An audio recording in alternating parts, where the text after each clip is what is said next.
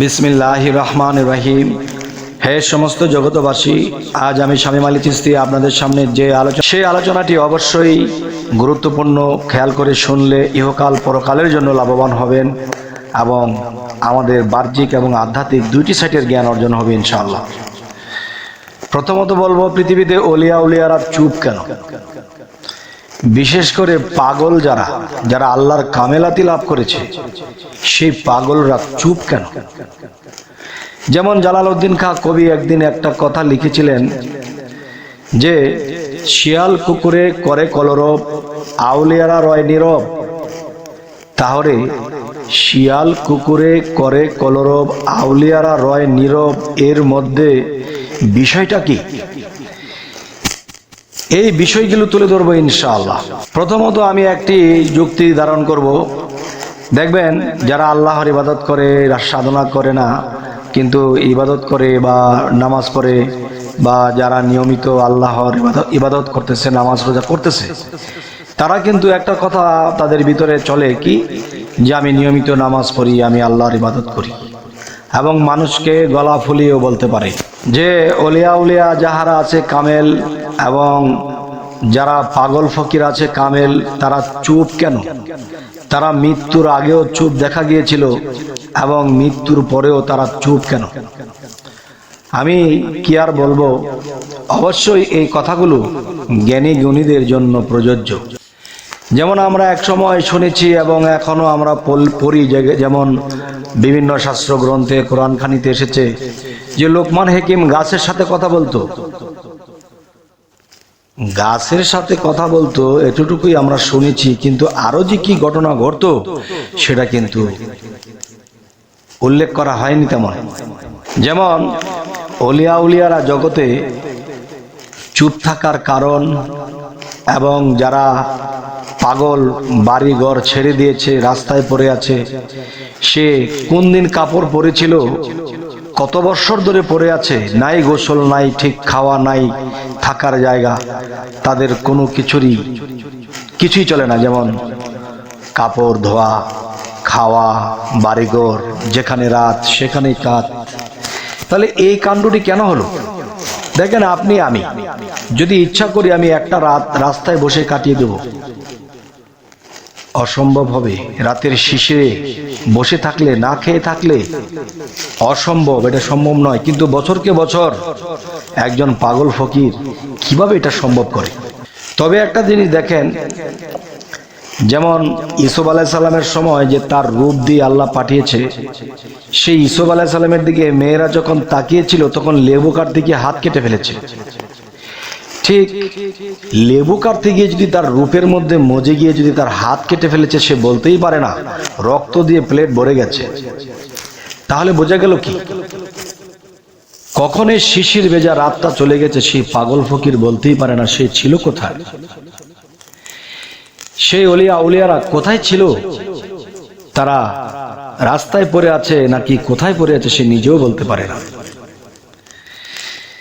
তাই আমি বলবো যে এখানে বিষয়টা কি, যে পৃথিবীতে যেমন একজন কবির ভাষায় বলেছিলেন, শিয়াল কুকুরে করে কলরব, আউলিয়ারা রয় নীরব। যে মুসল্লিরা যখন ইবাদত করে, নামাজ পড়ে, রোজা করে, তাদের ভিতরে একটা গর্ব যে আমরা নামাজ পড়ি, রোজা রাখি, আমরা হজ জাকাত করি, এই একটা গর্ব। কিন্তু তার মনকে বোঝাচ্ছে সে আল্লাহর ইবাদত করছে।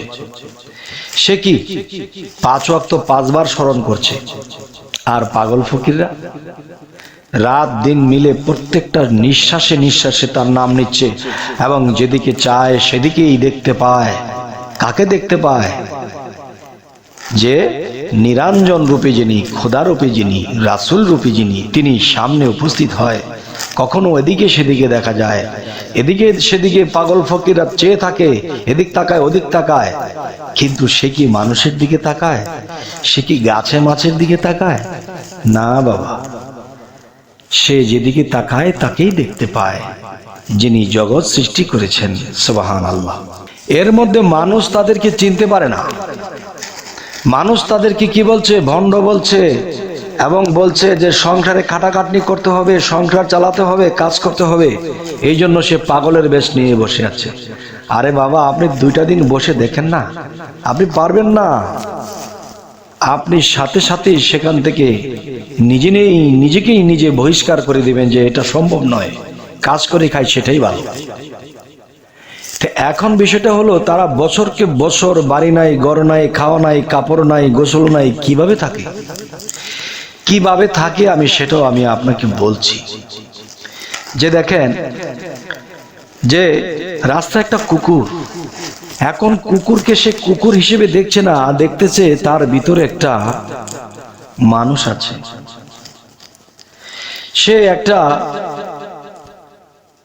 সে একটা দেখা যায় পাখি বা কাক, তার ভিতরে একটা মানুষ দেখা যায়।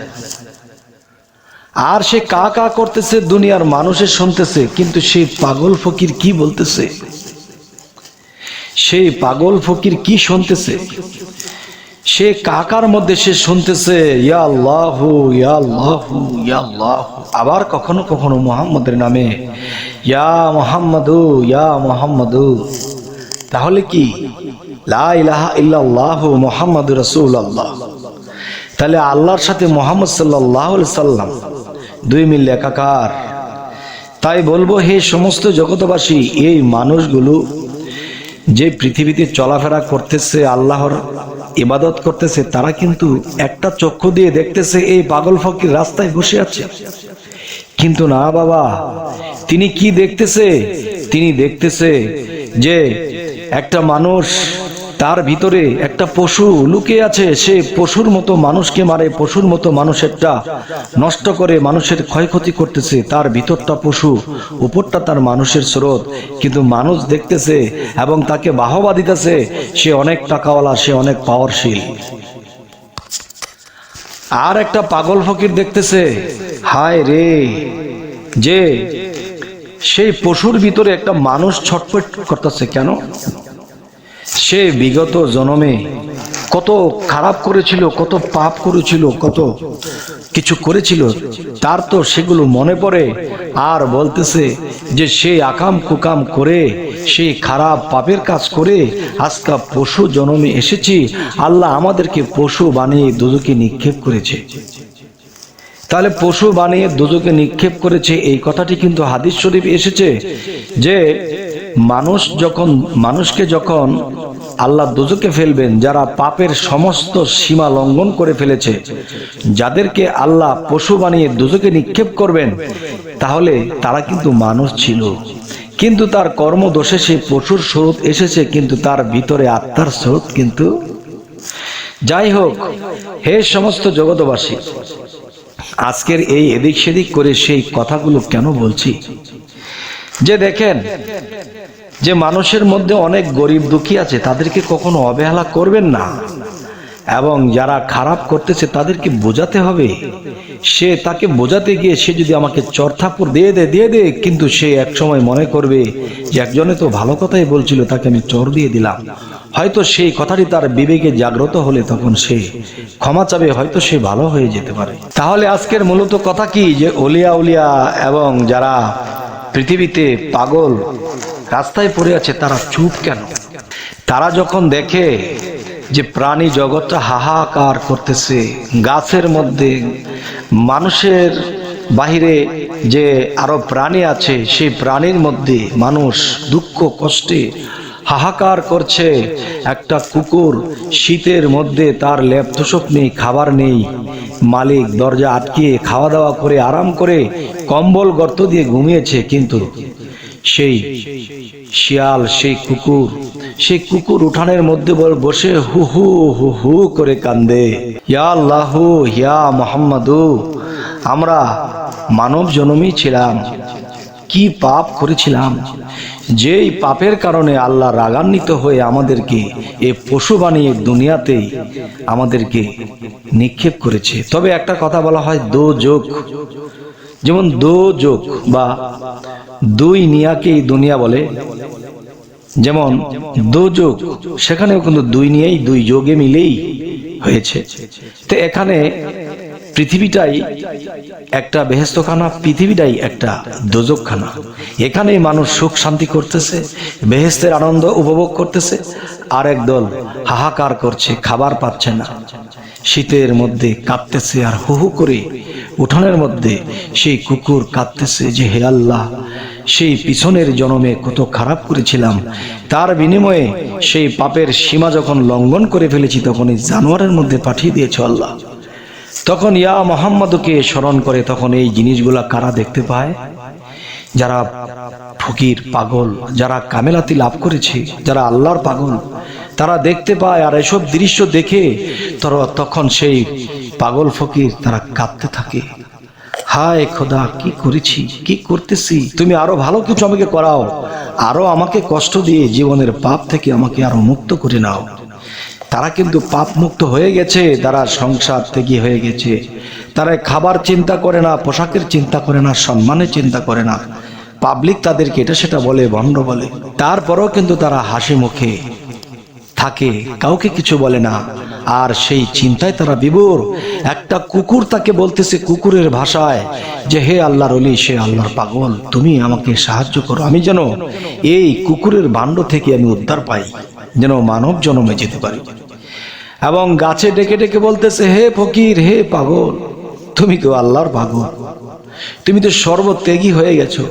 একই জায়গায় দাঁড়িয়েছি, একই জায়গায় রাত পোহাচ্ছে, একই জায়গায় রোদ পোহাচ্ছি, একই জায়গায় বৃষ্টিতে ভিজছি, আমরা জেলখানার মধ্যে বন্দী। তোমাদের একটা উছিলা চাই, যেন যে উছিলাতে আল্লাহ আমাদেরকে ক্ষমা করে। তখন এইসব দৃশ্য দেখে সেই পাগল ফকিররা তাদের চোখে পানি ছলছল করে আর বলে হে দুনিয়ার মানুষ, তোমরা যদি এই দৃশ্য দেখতে জীবনে আর পাপ করতে না, তোমরা দুনিয়াতে থেকে লোভ লালসা করে মানুষেরটা ক্ষতি করে, এবং তোমরা আল্লাহর কোনো তেমন ইবাদত করছো না, তোমরা এসব করে কখনো পার পাবে না। হায় রে, তোমরা যদি এগুলা দেখতে তাহলে তোমরাও শুধরে যেতে আর খারাপ কাজ করতে না। যাই হোক, এই সমস্ত জগতবাসী আজকের এই আলোচনায় আপনাদেরকে কি বোঝাতে চাইলাম অবশ্যই আমাকে বলবেন। তবে আরেকটি কথা বলবো এই ফাঁকে, অনেকে বলবে মানুষ মৃত্যুর পরে আর জন্ম নেয় না, আসলে তারা অন্ধ, তারা ঠিক মতো কোরআনটাকে পড়েনি। দেখেন, যদি আমরা বলি মানুষ পৃথিবীতে আর জন্ম হয় না, বা পাপের কারণে তারা পশু প্রাণীতে জন্ম হয় না, যদি এই কথা বলি তাহলে আল্লাহ দোষী হয়ে যাবে। কেননা আল্লাহ কি বলেছে, তুমি যা করবা ঠিক তাই পাবা। তুমি পশুর আচরণ করেছো, তুমি পশু হয়ে জন্ম হয়েছো, তুমি মানুষের আচরণ করেছো, তুমি মানুষ হয়ে জন্ম হয়েছো। তো এক দলকে পশু বানিয়ে দিল, এক দলকে মানুষ বানিয়ে দিল। তো আল্লাহ তো বলেছে আমি সমান বিচারক। তাহলে সমান বিচারক হলে পশুর কি অপরাধ ছিল? তাহলে তিনি নিশ্চয়ই বিগত জন্মে তার খারাপ ছিল, এই জন্মে সে পশু হয়ে এসেছে। অবশ্যই বুঝতে পেরেছেন। অবশ্যই আমাদের চ্যানেলটিকে সাবস্ক্রাইব করে নেবেন পরবর্তীতে ভালো আলোচনা দেওয়ার জন্য।